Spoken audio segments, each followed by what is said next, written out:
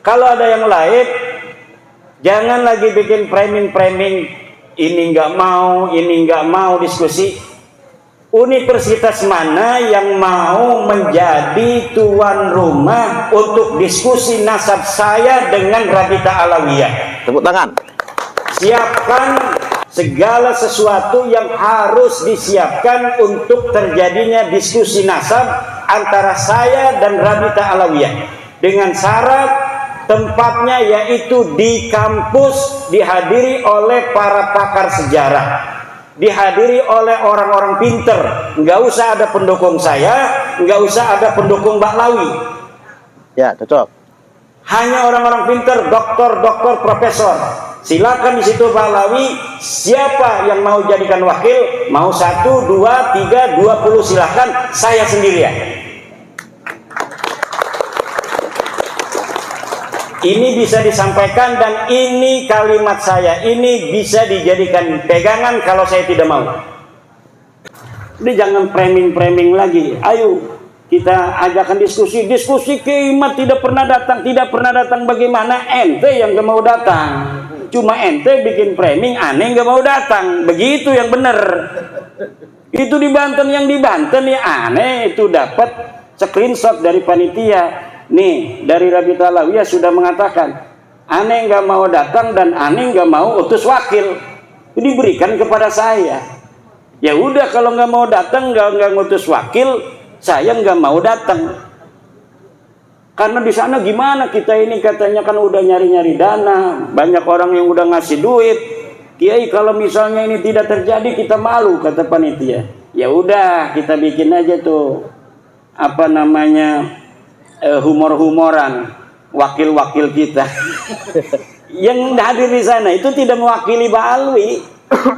Hanif Alatas itu mewakili diri sendiri dan dia menyatakan itu di dalam debat itu bahwa kami tidak mewakili Rabita. Kenapa mereka tidak berani mewakili Rabita? Karena kalau mewakili Rabita, kalau kalah nanti udah beres tuh urusan. Kemarin juga itu di Rabita Alawiyah mengadakan acara diskusi. Katanya saya diundang nggak mau datang. Kenapa itu saya nggak mau datang? Tanggal 7 September, karena sebenarnya mereka diundang dulu oleh kita, bukan oleh kita, oleh Universitas Wali Songo, tanggal 10 September. Saya diundang oleh Universitas Wali Songo tanggal 10 September, dari perwakilan Rabita Alawiyah diundang. Kemudian tiba-tiba kok mereka mau mengadakan dulu tanggal 7-nya sengaja. Kenapa? Kalau saya nggak datang nanti bikin framing alasan. Ya kata saya kalau tanggal 10 kita mau diskusi, di situ aja kita tuntasin. Ngapain saya harus diskusi-diskusi sebelumnya di Rabita Alawiyah? Kan simpel. Tapi mereka bikin framing. Dan mukibin-mukibinnya seneng banget itu dikibulin kan? Iya. Dengan framing-framing itu. Orang-orang yang mengaku keturunan Nabi ini memang mendapatkan privilege tertentu dari masyarakat. Orang itu ketika mengetahui seseorang itu turunan Nabi, itu ada kecenderungan dia ingin lebih memuliakan dari orang-orang itu. Mungkin itulah yang menjadikan mereka itu nyaman di zona itu. Enak ini kita mengaku sebagai turunan Nabi karena mendapatkan privilege, keistimewaan dari masyarakat. Mungkin saja, ini hanya mungkin ya. Saya tidak tahu apa sebenarnya alasan mereka ketika upload grupnya saja itu sudah melenceng, tapi masih kekeh ingin disebut sebagai turunan Nabi. Ketika kitab nasab tidak ada yang mencatat mereka, kenapa mereka masih mau ngaku turunan Nabi?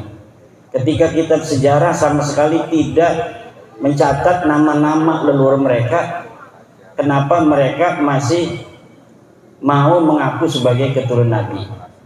Ini harusnya ditanyakan kepada para Baklawi itu sendiri. Terus tentang Wirdu Sakran Ratibul Hadat. Nah, wirid-wirid yang dari Baklawi bagaimana? Ya, saya lebih menomorsatukan wirid-wirid yang kita dapatkan dari kiai-kiai kita. Kiai-kiai Nahdlatul Ulama, Istighosah, itu saja. Wirid-wirid hizib-hizib itu sangat banyak sekali. Hizib Syadiliyah, hizib Rifa'iyah, wirid-wiridan yang kita dapatkan dari para aulia-aulia Allah, Hijib Jailani dan lain sebagainya, itu yang lebih aman bagi kita untuk kita jadikan wiridan untuk mengharapkan kasih sayang Allah Subhanahu wa ta'ala.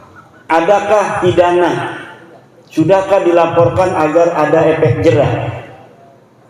Saya belum sampai ke arah tindakan hukum ya terhadap pengakuan-pengakuan klaim-klaim cucu Nabi.